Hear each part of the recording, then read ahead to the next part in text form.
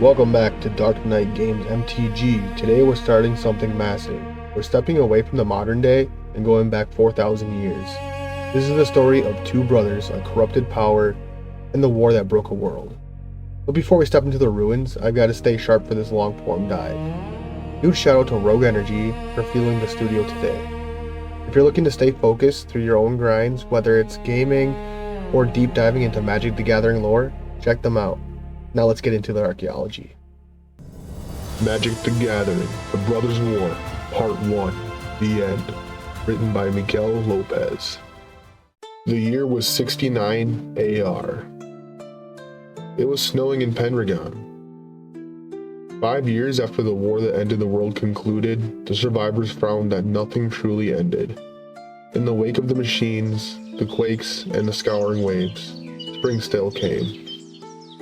Soldiers wandered back from far-flung apocalyptic fronts with their ragged uniforms to beg for rice and bread. Merchants traded their wares and dispatched their ships for distant coasts, exacting gold for goods, erecting manors, and tabulating their customers' debt. Guards policed the streets and borders of high districts, hands on their swords and eyes wide with the same fear as always. The field still needed sowing and harvesting, then laborers still shuffled out to gather grain under the stern eyes of supervisors. The price of bread and milk crept higher, livestock and game grew scarce. The wage one took home from working in the fields did not spend as well, and in the evenings, the horizon far to the southeast never really darkened. Life continued in Tessier. Though the spring and summer seasons seemed to run shorter, the warm months compressing into warm weeks, and in winter, snow now fell in Pendragon. Everyone who witnessed the cataclysm, that is, everyone in Tessier, knew the world had ended on that day. Then they woke up the next morning and found that life went on. Only it never really seemed to change for the better. The best that people could hope for was that things did not continue to get worse. 5 years after the blast, Kayla Bin-Kroog sat alone in the council chambers of Pendragon's government house, listening to the warm crackling of the room's dying fire, with the day's agenda complete but for one last private meeting. Her counselors and committee members had all filed out to trudge through the snow back to their homes. They left her alone with Pendragon's latest ledgers, census figures, and expedition debriefings. A coterie of nightmares scratched out in watered-down ink on scrubbed paper. Darcel had been seen to sent away for evening study with his tutors. Alone at last, Kayla had a grain report, the numbers grim, and stared over it to a newly drawn map of the visceral sea to the east, spread out on the table before her. Empty. The once verdant island of Argoth to the southeast was gone, reduced to a monolithic spires of basalt stone lashed by waves. The Merchant Guild had demanded the most recent expedition, hoping to revive the old trade routes between Pendragon and the distant kingdoms across the ocean. But the small islands they once used to resupply their water and food were gone. Either the stars were now wrong, or those islands had been swallowed by the sea. Kayla threw the grain report to the side. She already knew what it would say. The harvests were in and lower than last year, as last year's reports were lower than the year before it, and so on, back to when the world as they know it had ended. The papers fluttered to the floor some distance away near a cracked open window overlooking the city, where they mixed with the melting flakes of snow drifting in. Snow. Kayla remembered rare walks in her younger years in the foothills around his tower. The mountains, the alpine forests, the wind. Winter had a severe beauty that she had tried to relate to Urza's austere bearing, but she could not. The truth was Kayla hated winter. Though the steam heaters pumped enough heat that the whole chamber would be comfortable, Kayla still felt a bone-deep cold. Her counsel put her in a dark mood. How distant you gods are now? Kayla muttered. When had the gods last felt close to her? Kroog, before it was sacked, its airy spires and crowded markets, a home torn from her. Kayla closed the window. Nostalgia griped her by the heart today, a hint of distaste to the memory, not for what she recalled, but for the pain of recollection. There was a reason for her reverie, due to intruding moments. A polite knock from the chamber doors drew her attention. The bitter flood of adrenaline that followed was unexpected, uncharacteristic and unwelcome despite the previous night's preparations. Yes? Kayla said, addressing the knock. A young page entered the chambers and cleared his throat. Ma'am, the last meeting is here. Send him in. Kayla said. She waved him away. And bring us refreshments. I'm sure our guest is hungry. The page bowed and then left the chamber, closing the door softly behind. The door opened again and her guest shuffled in. Kayla looked over to see a dead man, ragged and wind-chapped, his nose and ears blackened with patches of frostbite, the high ridges of his cheeks peeling where the ice had scoured him. The hale and steady man she knew decades ago, withered to a crooked skeleton with crisp white hair. His eyes remained bright, though, and his voice unmistakable. Hello, Kayla. You look well. Kayla allowed a polite and hollow smile. Tanos, She said, I thought you were dead. Urza's former assistant bowed. In a way, I was. He said. Tanos spoke with a stiffness new to Kayla. In his youth, he had always seemed a warm contrast to Urza, an affable man spoiled by his love and devotion to her husband. Now Tanos was almost a mirror to Urza, even down to his white hair. Kayla waved him toward a seat at the council's table, to which he hobbled and sat. The world has changed since I was last a part of it. Tanos said, tucking his cloak around himself. I never knew it to move this close to the sea. The world has changed. Kayla corrected him. Yes, I suppose you're right. Tanos grimaced. But that is past. I have so much to tell you, and much to show. His smile was that of a skull stripped of its flesh. Kayla had seen too many smiles like that since the end of the war, stretched across the faces of soldiers that returned and the dead piled high on charnel carts. Nothing is past, Kayla said. as evidenced by you shambling into Pentagon. The door to the council chamber opened, saving Tanos from having to respond. 2 pages wheeled in a cart carrying mint tea and small steaming savory pastries. Dinner for now. I was with him just before the end. Tanos said, taking a pastry from the cart. You were always close with my husband. He stopped a demon from taking this world. Tanos said, quiet but firm, eyes downcast. His brother had been. Tanos searched for the word and found it in bitter memory. Turned by that creature, used with a machine. Tanos looked up, tears brimming. The same thing would have happened to the rest of us if Urza had not acted. He saved us. Kayla poured herself tea. You told me you would keep my son safe. She said without looking up from her cup.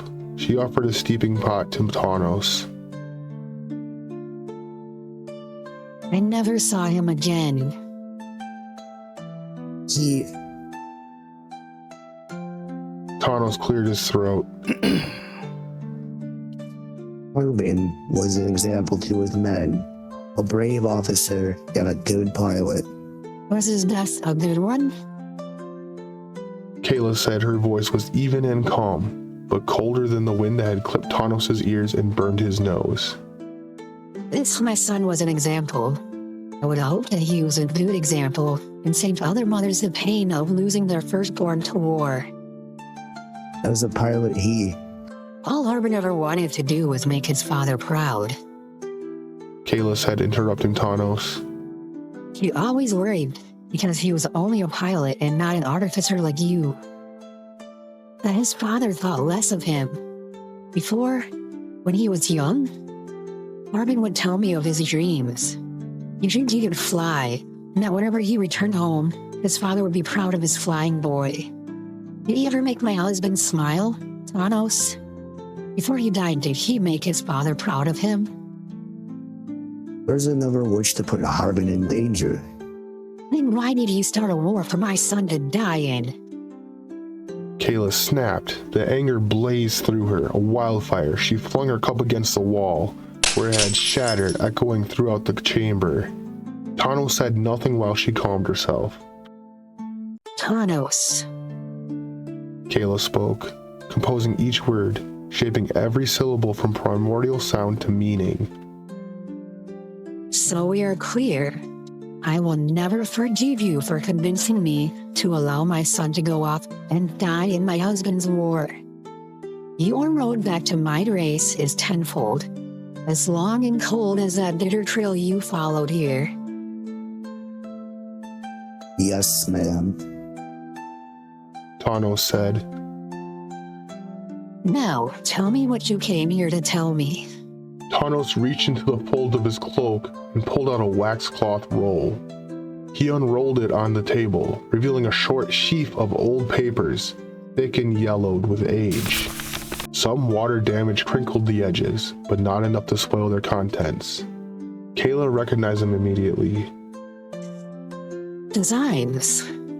My husband's work? And some of my own.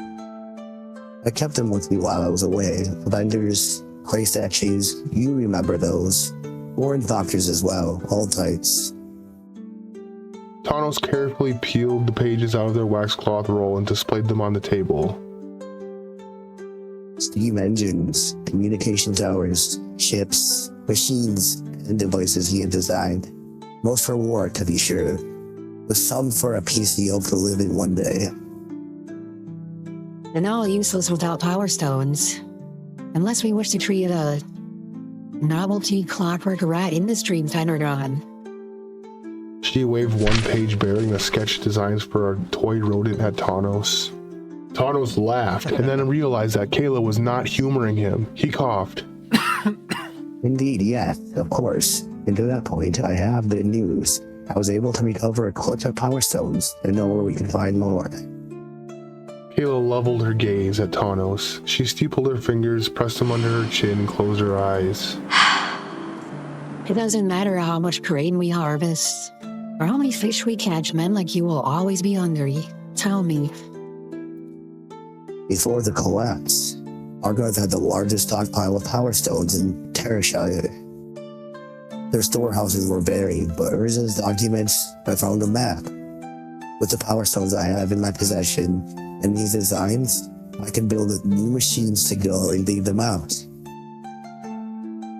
Thanos was enthusiastic, as animated as Kayla remembered him in their youth. His wild shock of hair and wide eyes, paired with his frostbitten nose, made him look like some creature from a fairy tale. Wild, if not almost grotesque. No weapons, only tools. We can use those stones to power automatons that will help us mine and harvest. We can use them to light the city at night, or power heaters to keep the cold at bay. Thanos leaned forward, reaching toward Kayla. We can rebuild Pentagon. Your guards told me when I arrived that any who saw the light of Pentagon was welcome in the city. Thanos pointed across the room toward Pentagon's walls. Kayla knew he was speaking of the lighthouse overlooking the harbor. I would offer my knowledge and these plans to spread that light across Terrashire. Kayla did not answer, nor did she take Thanos' hands. The first year after the cataclysm was a year of tumult. In Pentagon, the blast caused terrible earthquakes that leveled most of the city's stone and brick buildings, collapsing them on top of their occupants, the king and his court sheltering in the Lion's Hall, the mighty citadel perched on the vertiginous cliffs overlooking Pentagon Harbor. Collapsed into the sea, massive tidal waves followed, pounding the coastal district, scouring the city's streets, scraping them clean of rubble and survivors. When the shaking stopped and the water receded, Kayla Bin-Kroog was one of the few nobles left alive. As the wife of the alliance's leader, and a princess herself, rule of the city fell to her. 6 long years later, and she was still the shepherd of Pendragon, the city of remains. You sound like my husband. Kayla finally said. All he wanted to do was make the world a better place. If I may, he did ask me to relay a message to you. Kayla arched an eyebrow. He asked me to tell you, Tano sipped his own tea. to remember him not as he was, but as he tried to be. Kayla laughed, a sharp crystalline sound that held in it the breaking of her voice. For a moment, Thanos thought it was a genuine laugh, but that moment vanished as soon as Kayla spoke. Does he think I am still the little princess he won? All he ever tried to be. All he and his brother ever tried to be were princes of the world. Kayla pointed at Thanos. You knew that, and as well as I do now. Through our whole marriage, you spent more time by his side than I did. Thanos remained silent. My husband and his brother forced cruel choices on their people. They burned the world down because neither of them could talk to one another. She reached across the table and picked up one of Thanos' designs. An upright automaton, one of the war forms she remembered. Urza designing after the sack and ruin of Kroog. Kayla looked at her husband's precise script. His perfectly drawn lines, the machine rendered in old ink on fine paper. Looked as if it could walk off the page if one were to utter its activation command. Now we must rebuild from those brothers' ashes. She said, setting the page down. Look at me, Thanos. Thanos did as he was commanded. Tears tracked down his weathered cheeks. Stop crying. You and me and everyone else live in the shadow of my husband and his brother. Terrashire was stripped of everything by their war. I lost my father, my son, and my kingdom. Every good and kind thing that made up my life I lost because of him. She gestured around the room, the peeling wallpaper, the gurgling steam pipes, the snow that still fell outside. I don't relish my husband's death. There has been enough death, but I am happy he is gone, and I do not forgive him for what he did. I will not remember him as he wanted to be remembered. I will remember him as he was. Kayla's voice was firm as iron. She saw something in the slump of Thanos' shoulders, a hesitation, distinct from the sinking of his spirit. Thanos? What are you not telling me? Thanos chewed his wind-chapped bottom lip. Tears welled up again, but he blinked them away. Urza is not dead, man. The pulse at Kayla's temple quickened, and the clench of her jaw could have cracked stone. For Thanos, who only ever knew Kayla as the bright and lovely princess of Kroog, the iron in the woman who sat across from him was terrifying. Urza had ruined the world, but the one he hurt most was Kayla Bin-Kroog. What? The anger in Kayla's voice was honed to a needle's precision. He's not dead. He has become something else. Is that something else a better man? I'm not sure what he has become. Thanos admitted, dropping his gaze slowly. He stood and began to scrape together his loose papers, tucking them back into the roll. What are you doing? Thanos stopped. Leaving, ma'am. Kayla shook her head.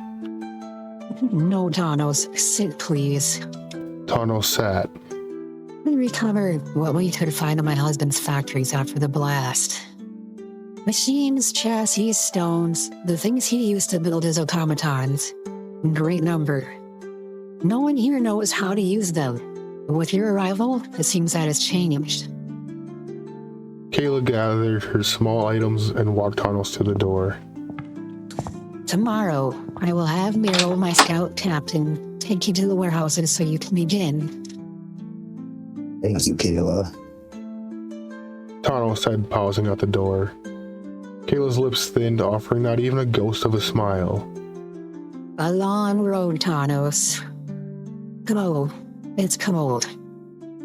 Tanos left, following the waiting page into the candlelit darkness, leaving Kayla alone once more. Spring arrived months later, and Pentagon became a living city once more. The jagged summits of the Kerr Ridges could be seen piercing the range's ever-present shroud of mist. Their horns white with the winter snow, downslope, new growth stood between the root stumps that were once ancient forests. Harvested during the war for fuel and coal, streams swollen with snowmelt tumbled down the mountains, spilling into the fields outside the Pentagon, where they filled the old defensive trenches, creating new, thin, regimented lakes. Those old battle lines, once a hellish panorama of stone, metal, and fire-stripped earth, were now oceans of grass across which sprays of delicate wildflowers bloomed. Under the flowers, the numberless dead lay unknown, but never forgotten. Birds flocked, roosting in the old decaying communication towers Urza once erected, all those years ago. Near the base of the Kerrs and out in the marshes to the south of Pentagon, barren swords marked the earth where the worst of the war's machines had died. Large, corroded hulks listed in the pools of dark water, slick with horribly mutated lichens that dripped and never froze. No songbirds made their winter homes inside these machine corpses. No beast drank the oil-slick water.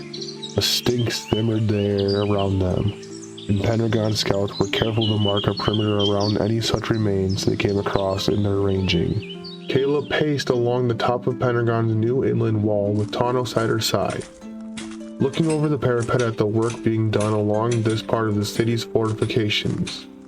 Hundreds of laborers worked to fill the gaps in the old stone wall, whole sections of which had slid into Pentagon's ancient moat when the earth shook during the cataclysm. The wall, once a mighty testament to the skill of Pentagon's engineers, had tumbled in minutes. Its reconstruction was of low priority until winter started to wane.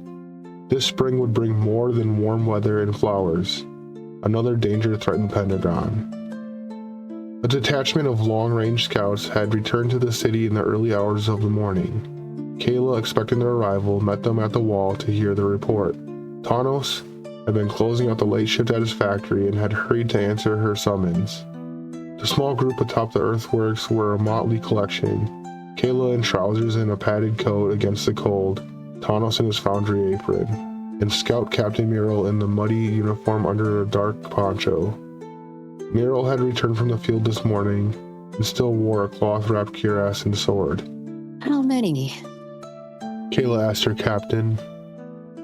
My best assumption is 10,000. The front of the march had reached the foothills before the tail had broken camp, but the column was narrow, no more than 5 abreast. And how many warriors? There did not appear to be a distinction, ma'am. Most of them carried something, a club, a spear, old armor breakers, and anti-mech pikes from the war. Around 200 or 300 mounted riders. It's not a professional army, but there were many dressed in armor. I saw old Phology armor, Corylician cuirasses, Argivian plate, even some Yotean mail. It is as you thought. They're organized, but not regimented. Kayla watched the construction below. Laborers and engineers worked alongside some of the earliest models of Tanos' civil automatons, dragging massive tumbled but salvageable stone blocks from a flooded moat via pulleys. Other teams hauled previously salvaged blocks, fresh timber, and baskets of gravel and earth to the breaches in the wall, filling the gaps. This labor stretched all along the inland wall of Pentagon, per Kayla's orders. Slow work over the past year, though, with the addition of Tanos' new automatons, the repairs had picked up speed. My crew should finish the wall by the month's end. Tano said, as if listening to Kayla's thoughts. The city depends on this work. Let the council know what you need to get this done. Captain Merrill? Kayla said, turning to her scout captain. Did the march show any colors? They flew flags of both sides, though the most common was a plain black banner. They also hoisted machine remains. Remains? Automaton parts. They grimaced. As well as the Red Woman's creations, carried in cages or bound up with wire. Here's my grants. Ashnod's hideous work. Kayla knew the name, though only in passing. Some artificer who worked for the Mishra during the war, his torturer. When he had been captured, his lover as well, if rumors carried truth. For the first time in years, Kayla felt more than the dull ache of Reconstruction's heavy burden. What she felt was sharper, more bitter. The feeling roused her from the bed this morning well before dawn. Though she had only slept for an hour at most, fear. 2 months later, the shambolic march tromped through the muddy fields outside of Pendragon. The sound of their passing a low rumble of boots, horses, and long cart trains. Instead of road dust, distant shouting rose above the column, the conflict of many songs and cadence chants all competing to be the march's voice. The hollering and braying of human and beast, voices raised in prayer or anguish, hunger or protest, joy or, to Kayla's ears, meaningless utterance. It was the sound of delirium, pandemonium, of war and fear and deliverance. It brought to Kayla's mind the memory of the morning Mishra's forces attacked Kroog, how the city of her birth had sounded as it died and became something else, a ruin, a grave, a symbol. 10,000 souls had been a sober estimate. Kayla realized, had she scouted the march, she would have guessed 100,000. The passage of people seemed endless and overwhelming. A dark-clad column winding up from the south to cross the riparian grasslands, between Pendragon and the Kurs. The march reminded her of migrating ants, how they would form an unbroken thread of workers and warriors when traveling from old hive to new. The queen hidden among the commoners. Was it the same with this march? Who was the queen and where were its warriors? Kayla empathized with the scout captain's uncertainty in calling this great assembly an army or a migration. With the aid of Muriel's looking glass, Kayla saw elders and children, masses of people clad in scavenged or makeshift armor, some wearing only rags. All marching together in a heaving mass, swirling, organized by momentum. Like the refugee columns of her youth, this seething river of humanity was a creature, a being whose only drive was to stay together and stay moving. After a time, Kayla did notice some patterns in her observation of the march. Riders hurried alongside the vast number, ferrying messages, distributing water and extra blankets, carrying those too exhausted or otherwise unable to continue on their own back to the long train of rolling carts that followed the march. These riders kept the great column's course as herding dogs would guide livestock. Ma'am, Muriel called Kayla's attention. They pointed toward a small clutch of black-clad riders that had broken away and begun riding for Pendragon's gates. There were only 5 of them, all armed and armored. One carried a tall lance, an old anti-mech pattern from the war. With a black banner fluttering from its tapered steel point, a white bolt tied beneath. Emissaries. Captain, bring a squadron of your scouts. Let us go meet these marchers. Down from the patched walls and into the crowded streets of Pendragon in spring, Kayla and her escort of scouts pushed through the noontime press of people, all eager and hurrying to the walls to watch the distant procession. People shouted as Kayla and her guards passed, hollering questions and encouragement. To be seen and acknowledged by the Lady of Pendragon was enough for most. The eager reached out their hands, heartened by Kayla's touch. She had an idea of what she had become to the people she led, a living martyr, the forgotten wife of the world killer who, in the shadow of his passing, led the survivors in carving out a sanctuary. Not a gentle place, but a safe one. Secretly, Kayla hated how the people thought of her. It was more than a forgotten, bereaved wife. All the same, each cheering person, each hopeful or fearful face she passed on her way to the gates drove an iron nail of determination deeper into her. She would see Pentagon safe through any adversity set before it.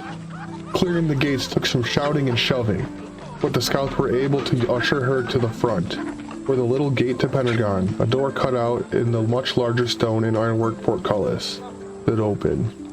She ducked through and walked out onto the cobblestone road where a line of city guards waited. Captain Muriel hurried to Kayla's side and barked some commands to their scouts to do the same. So arranged, Kayla's retinue parted to allow her through. The black-clad emissaries of the march waited to meet her opposite a patch of barren land a few scant yards wide. Kayla wrinkled her nose at their stink. Composed herself after the reflex passed, the emissaries did not seem to mind. They slouched over the horns of their saddles, leered toward the city behind her, and waited. Welcome to Pentagon, Kayla said, raising her voice to cross the space between. The sound of the march rumbling along behind the emissaries was an unwelcome substrate, a new background that set the small hairs on the back of Kayla's neck standing up. All are accepted within our walls on 3 conditions. Surrender your weapons, maintain yourselves, and contribute to Pentagon's well-being.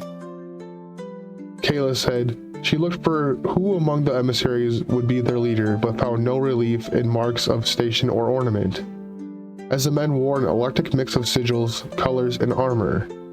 Kayla's old knowledge of the protocol, banners, house signs, all those identifiers of the world long gone, served only to increase her confusion. She settled on the man in the patched set of drop trooper armor, assuming him to be their leader by his bulk, equipment, and bearing. We are penitents. A man in an iron-armored coat spoke first. He was older and weathered by a hard life. He had thin salt and pepper hair, with a dark beard growing between a spidery web of shallow burn scars. Kayla had seen these wounds before on some veterans of the war. Those who had been there at the end, when the machines lashed each other with terrible energy weapons. We are righteous pilgrims. The man continued, speaking past Kayla to address the people and guards arrayed along Pentagon's walls. We are the living of Terrashare, who seek to clean this land of machine filth. He looked at the battlements, panning across the dark stone, staring at each person there in turn. We have liberated Corliss and march on an iron pilgrimage.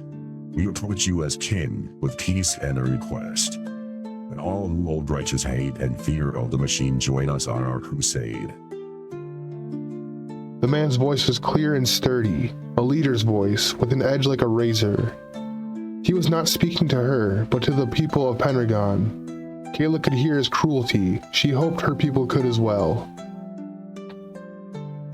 We are like you, survivors of the machine demons and the doom that their creators brought upon us. Many of us fought on opposite sides during the war, but in the wake of the end, we now recognize our shared humanity.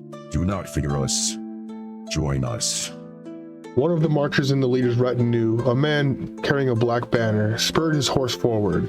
Kayla's scouts stepped back, dropping their hands to their blades, preparing to draw. The flag bearer wheeled his horse in a tight circle, hoisting the black flag high, a salute toward Pentagon. The other riders cheered, 3 shouts to their order's glory. No cheers followed from the curious crowds along the wall. The distant sound of the march filled the space instead. The rising wind snapped the dark cloth, loud as a whip cracking. Kayla furrowed her brow and read the banner, realizing it was more than just a simple black field. Embroidered on it, in a deep blue, so dark it was difficult to see from a distance, were 2 circles side by side. Lady Kayla. The speaker finally addressed Kayla. For a moment, she was taken aback that he would know her name. She had assumed them bandits, raiders, maybe even one of the western warlords that her scouts had told her now ruled inland Terrashire. I am Radik of Kroog. His voice was unaccented to Kayla's ears, placing him anywhere from Yodia in the south to the small Argivian holds in the far northeast. You do not know me, but I served under your father during the Second Sorority campaign. Radek said. He spoke with a rough grace, like most common folk officers Kayla knew. Her father at his best had been one like them, a man of rough grace, simple in his understanding of leadership and rule. It was no wonder then that this man seemed familiar. You are Yodian. Kayla asked. I was, yes. I wandered to the southern Kurz after the sacking of Krug. Found a home there until the Carlisians drafted us for the Theone campaign of 955. He nodded toward the man in the brass cap. Met old Ara in the trenches. But we did not see each other again until after the cataclysm. Radek grinned, as much as his scars allowed. After our defeat, I spent the rest of the war in a Falaji work camp. What a journey. Kayla said dryly. All of us living have suffered one like it. Radek agreed. And what's this? Kayla asked, pointing toward the marching column in the distance. Another army gathering old soldiers, or something else? Radek looked up, staring past her and up to the walls, as if self-conscious under the gaze of the crowds that watched their little summit. I spoke the plain truth, Lady Kayla. We are warriors for humanity, crusaders against the mage, the unliving and the machine demon. Radek raised his left hand to his heart, and Kayla saw his fingers had been shortened, likely cut away in some battle. We began our crusade with the purge of the LIECIO lands to the far north, emptying out that wretched temple of oil and machine. We then marched through the desert that was the old Falaji Empire, and then through the ruins of the fair Krug, Carlos followed. We liberated her from a cruel machine warlord and recruited many to our cause. Now we are bound for the Iron Tower, where the Lord Protector. Radek practically spatters his old title. Once birthed his machine demons into the world. We seek only food, water, and what other supplies you can spare. While I ask that my priests be welcomed into your streets to minister to the people and call the faithful to arms. The Iron Tower?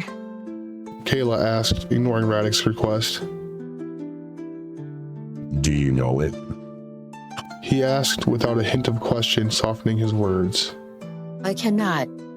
Kayla said, tearing her eyes from the sight.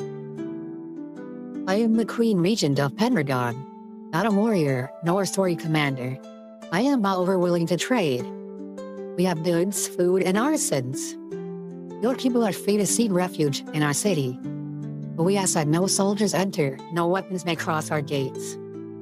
Radek bowed, as best as he could on horseback. Your charity will be remembered. Thanks be tall for you, humanity. Tall, an old god of Yodia. Something to do with the sun. Kayla recognized the name, but did not recall any great cults or monuments to the deity. The end of the world shook all kinds of strange things from their hidden corners. You quest for all of us. Kayla said, polite, neutral.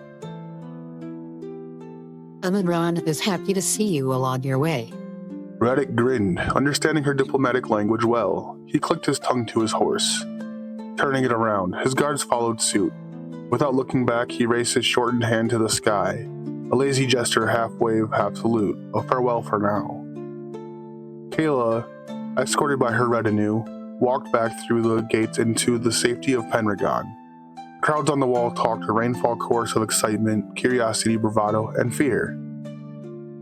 It was a sound following a decision before its outcome was decided. Kayla only hoped that she had made the correct one, and that the days to come would not prove her charity wrong. Peace lasted a day and ended in screams.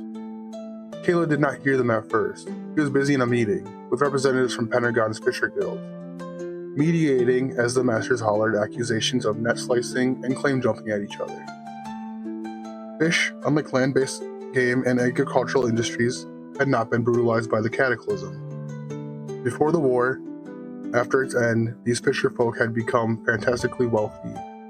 With much of the world guttering like a dying candle, Piscine gold came to bitterly contested by the sailors who worked long hours to harvest it. Though no dockyard fight was as bloodthirsty as these arguments over contracts, fishing rights, and fleet timber. Kayla had just thrown her hands up in frustration when Tanos entered the council chambers. Ah, thank the gods. Kayla said. She spoke without worry, as the Guildmasters certainly could not hear her over their shouting. Nothing so sweet as moving from misery to annoyance. Kayla stood and hurried over to her artificer, motioning for him to leave the council chambers. They'll be fine. Kayla said, reassuring him when he looked into the arguing Guildmasters. They'll have it out at some point, or the guards will step in before. Kayla took Tanos by the arm and walked with him down the hall, guiding him with determination of the harbor pilot navigating a treacherous strait. He stopped next to a narrow window overlooking inland Pendragon, with a view of the mist-shrouded curves. There was a stiffness about Tanos, a rigidity that turned Kayla's relief to concern. All the same, she kept her pleasant tone. Voices carried in stone halls. Now, tell me, what is important enough to have drawn you out from your factory? There's been an incident. A group of cowards in the market attacked one of my civils. Kayla swore. Did it? No, none of the models in the city have been trained or equipped to fight. They didn't fight back. The city guard, however. Tanos sighed. He checked down the hall to see if they were alone.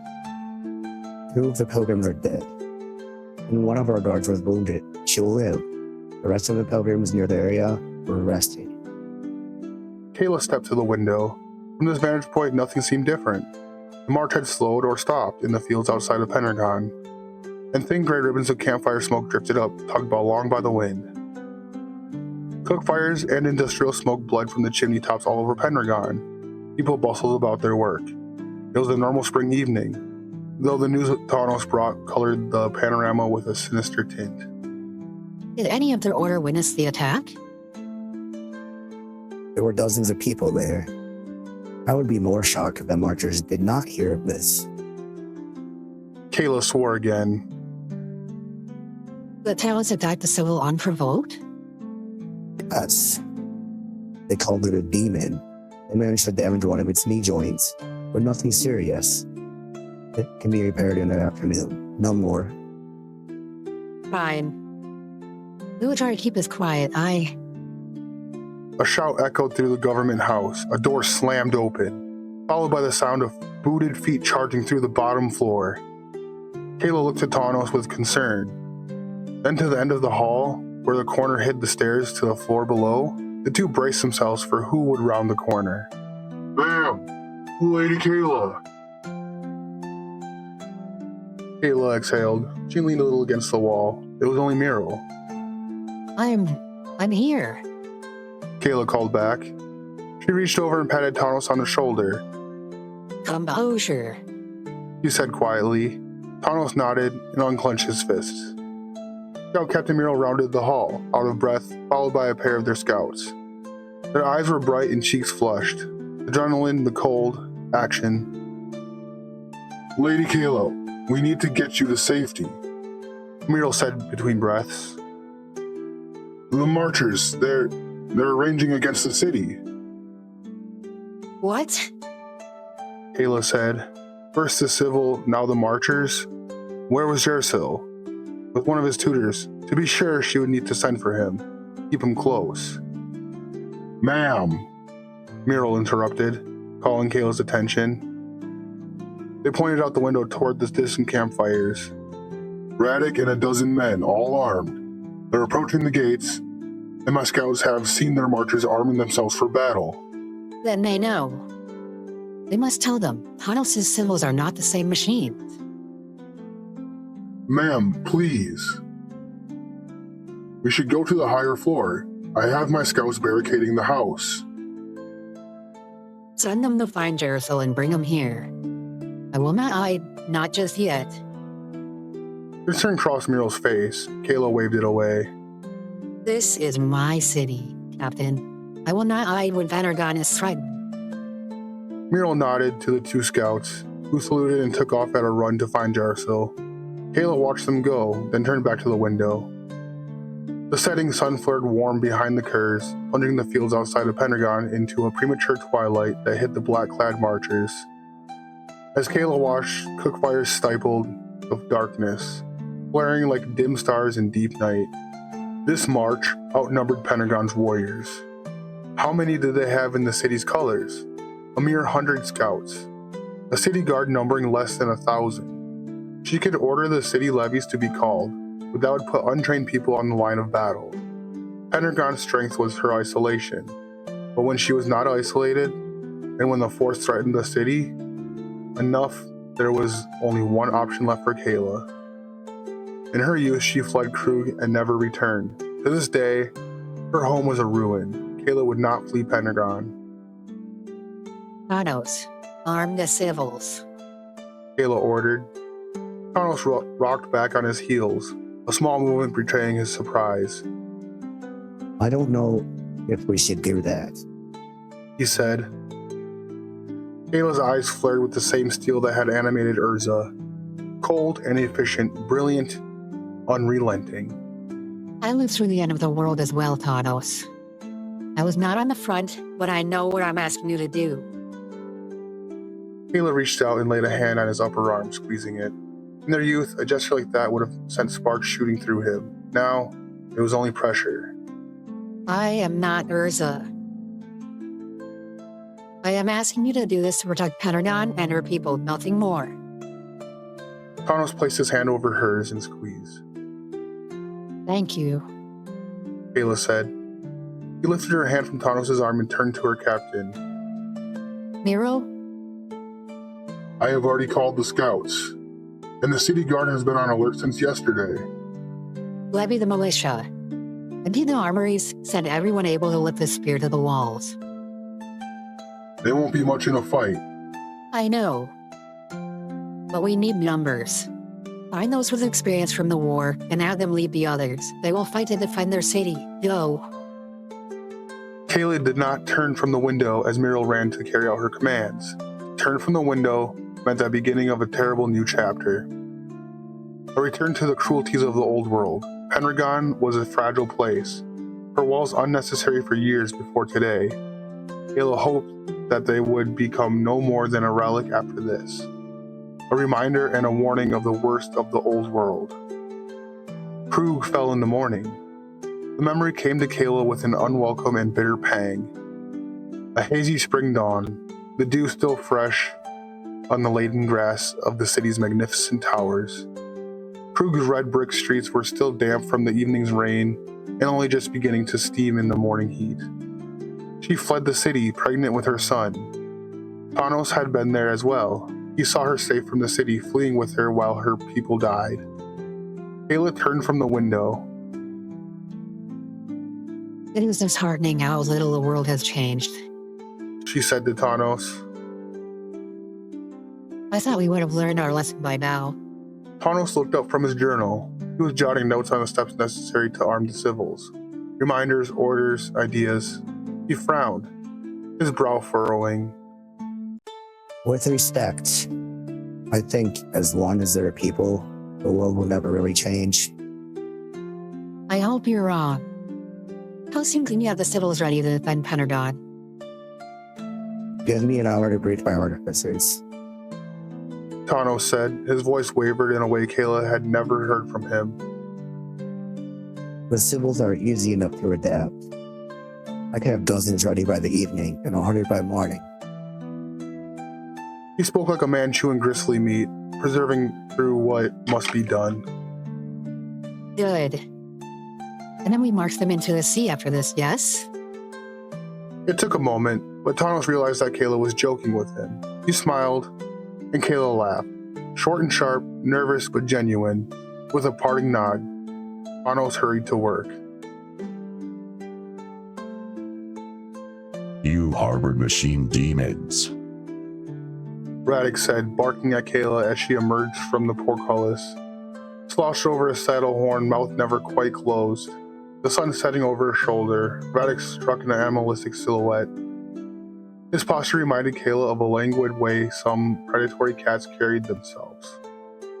Relaxed and deadly, his voice was cold as a dagger's blade, and this time 10 riders in black armor flanked him.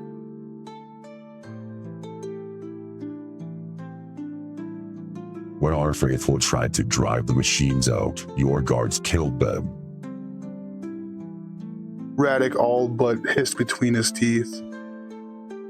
Can you not hear their children crying? Or does the buzz of your city's hailstones draw them out? Hellstones, streetlights, Kayla thought. Last winter, Thanos had sent his artificers to install chips of shattered power stones in public torches, ensuring that in the bitterest of winter storms, Pendragon stayed lit against the dark. In quiet corners of the city, one could hear them buzzing. A creeping, prickling realization crawled up Kayla's back.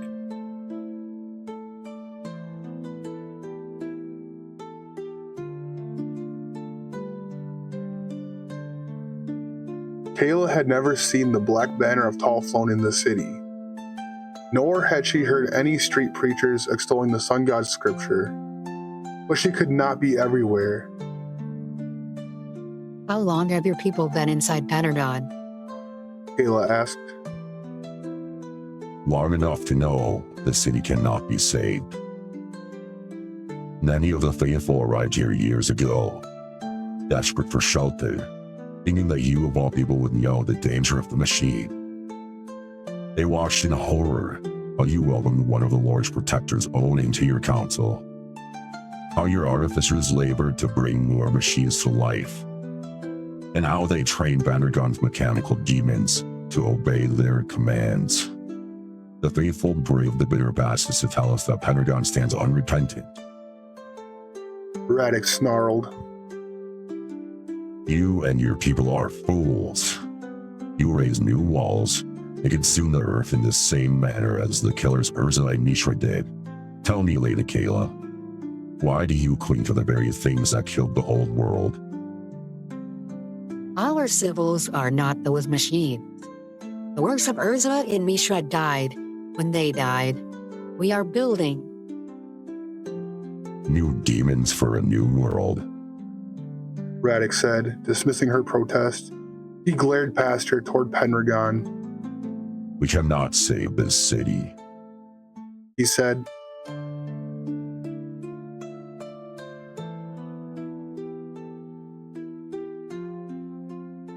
We do not need your help. We offered you supplies for your journey to the tower, as you asked. Aid to your people after their long journey, but now you must continue on. Pentagon has no need of you, nor do we want to fight. Leave us. Cast them out. Radek ignored her. He called up to the city walls, looking at the guards and nervous militia there. Drive the machine demons into the sea. Prostrate yourselves and beg Tall's forgiveness. March to the White Tower and tear it down, brick by brick. Or come the dawn, we will do the same to Pendragon. Muriel started to draw their sword, but Kayla held up her hand. Muriel slid their sword back into their scabbard, glaring at Radek. People of Pendragon, you are not our enemies yet. You who spit on the curse of the machine demons. You who reject the leaders who cannot imagine a world without machines. You will find company in our numbers. He reached back to one of his companions, who passed him a spear. The age of machine magic is dead. Radek said, raising his spear above his head. Choose, die with it or live with us.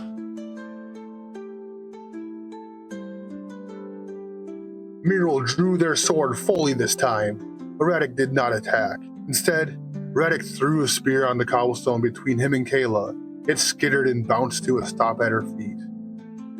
On. You decide, Lady Kayla. He wheeled his horse around and whistled to his riders. Together they spurred their horses into motion, making for their camp. Did I have my archers fire? Muriel asked. A cold wind rattled across the cobblestone road leading into Pendragon. The fields stretching out before the city, so vibrant at the start of spring, were ground to muddy ruin. The dark river of the Talite March spread across it, their campfires burning, the curse loomed beyond gray and stark. It was the end of the world, the end of the age of artifice and machines. Come dawn, a new age would break across Terrache. Save our arrows. You'll need them tomorrow. Alright, everybody, thanks for watching that. That was episode 1 of us reading Magic the Gathering lore. We got it from Wizards.com, Magic the Gathering, in their story archive, written by Miguel Lopez. The story was called Brothers War Episode 1, The End. What we learned in this episode was the main protagonist of this episode was Kayla Bin-Kroog, and then I guess the other one would be Tawnos. Kayla was the queen of Pendragon, and she also was a princess from Kroog. And to top it all off, she was also Urza's wife, and the mother of Urza's child. 2 of Urza's children, actually. We learned a little bit about the Brothers' War, not much. All we know is that it was between Urza and his brother Mishra, and we didn't learn anything of why there was a war, that there was a war, and that the war ended in Urza's death. But Tawnos says that Urza's still alive, but he's not Urza, he is something else. So we'll be finding that out in the story in the next coming weeks or so. Yeah, we learned that one of Kayla and Urza's children died in the Brothers' War. He had troubled history with his father, I guess, according to Kayla. At least that's what it seemed. It seemed like he always wanted to impress his father, but felt like he couldn't because he was not an artificer. So he became a pilot so he could at least fly and try to impress his dad, which he ended up dying in his father's war, which is pretty sad. Which is another reason why Kayla, we find out, hates her husband Urza. She's not happy that he died. She's just happy that he's no longer there. So Kayla's trying to rebuild her city of Pendragon, and she became the leader of Pendragon because after Kroog was destroyed, her family, which was the royal family, went to Pendragon. I think that was like their rebuilt city after Kroog was gone. Yeah, and then during the war, Kayla's father and brother died, leaving Kayla in charge of Pendragon once the war was done. So she's in the process. This takes place 5 years after the war ends. At least this chapter does. And she is rebuilding Pendragon, trying to make it somewhat like it was before the war. But she's finding difficulty doing that because the war basically ended the world. Basically what she was saying. And so Tawnos shows up in the beginning of the story. We find out that Tawnos was Urza's student, I believe. Tawnos was Urza's student, and he was always by Urza's side during the whole thing. But he seems to have guilt for his automatons being used as weapons.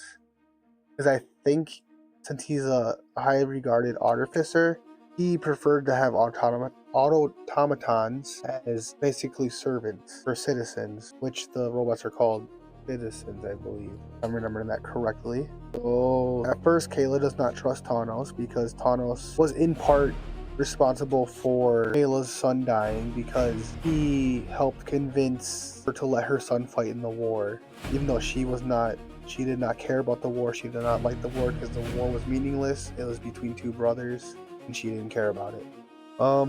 So she tells Tawnos that she has not forgiven him, and if he wants forgiveness, he's got a long road to forgiveness, and he needs to make it up to her pretty much. And then there's like a couple months that it skips, and it has good character development of Tawnos and Kayla building a relationship. Tawnos She doesn't say that she forgives him, but there's a little part at the end there where she jokes around with him and actually laughs for the first time since the war ended. So that kind of shows that their relationship, their bond is actually building. She's starting to forgive him, I believe. I believe that's my personal thought. We'll see what happens. So their relationship gets better. We learn about her, basically her military captain, Mirren, I think his name was, right? Miral, that's what it was. We learn about Miral. Miral basically just wants to protect the city and protect Kayla. He has scouts. They were scouting around Pendragon, and they saw a gigantic parade pretty much of people that they did not recognize. They couldn't tell if it was an army or people just relocating. Eventually, they make their way to Pendragon. They tell Kayla that they are on a mission to destroy all automatons and machines to restore the world the way it was before the war. The leader of they're called Talrites, I believe, but they follow the religion of Tal. Their whole mission is what I said, destroy all machines. They hate Urza and Mishra for starting the war. Most of them were soldiers in the war, fighting on both sides. And after the war, they realized that the war was pointless, just like Kayla says. So Kayla has some common ground with them. Also, the leader is also from Kroog, but she didn't know him, but he knows her, I guess. She agrees to help them by letting them stay in town and like get food, water, shelter, whatever they need before they go destroy Urza's tower. But she pretends that she doesn't know about Urza's tower because I don't think that they even know that she was married to Urza. I feel like that would have had more conflict between them. So she agrees to help them, and then I guess a week goes by, or was it a day? I can't remember. I think a little bit of time goes by.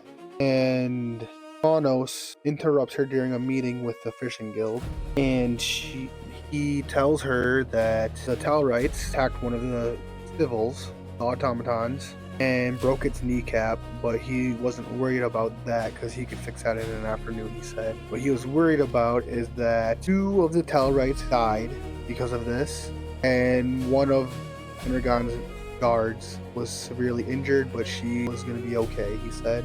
And all the other Talrites that were around the vicinity were arrested. Kayla agrees with Thanos to try and hide what happened from the Talrites so that way they don't start a war or a battle or whatever. Then Miral comes charging into the castle and basically is freaking out because he's seen... What's the leader's name of the Talrites? I forgot. Radic. He was... Okay, so Miral runs into the castle to warn Kayla, saying that she needs to get to safety because they witnessed Radic and 5 other Talrites heading towards the gates with weapons. They were armed, ready to fight. So he went to go save the queen. She said that she doesn't want to go into hiding because she is a leader. She needs to be there for her people, protect them. So she tells Miral to get her son protected. We don't hear anything else about the son, Jerisil, for the rest of the story. All you know is that he's being tutored for school or magic or something. I don't know. You just know he's being a tutor, and they need to go save him. And then so basically they find out that Radic found out about what happened with the civil and the Talrites that died and got arrested. He's coming to confront Pendragon, the city of Pendragon, for what happened, saying that they were hiding the fact that they had automatons from the Talrites and that they were traitors and they're on the wrong side and all this. And then you find out that there were actually Talrites in Pendragon for years in secret spying on them. And once Thanos came to Pendragon, and Kayla allowed him to make automatons and bring machines back into Pendragon. Those Talrites went and told Radic, and then Radic came to confront them, but he was doing it secretly, I guess, to see if they were savable or not. And then when he found out that it was true that they had automatons, his people were trying to destroy the automatons. While that happened, the guard killed 2 of their people and then arrested the rest, which pissed off Radic. Radek comes in, calls them traitors, says that they need to destroy all their robots and help destroy Urza's tower, or else they're going to come back and destroy Pendragon. And then he leaves, saying that the choice is Kayla's choice. Muriel, as Radek is leaving, asks if he should have his soldiers fire the arrows. Kayla says no. Save our arrows. We'll need them tomorrow. That's where this chapter ends. So I'm guessing the next episode, there's going to be a battle starting, or a war, or a battle, or something. We'll find out. Does Pendragon survive? We don't know. But yeah, that's a summary of the story. I enjoyed it. It was very good. Tune in next time for episode 2, where we get into this battle. And I think at some point, whether it's in the next episode or the one after, I'm not 100% sure on this, but it's supposed to go back in time to when Urza and Mishra were children, when they find the Power Stones, which eventually begins the Brothers' War. I'm excited to get to that. That's going to be fun. Other than that, thank you for watching. I can't wait to see you guys next time in the next video. Should be up next week. And hope you all have an awesome night, awesome day. Please like and subscribe, and I'll see you next time.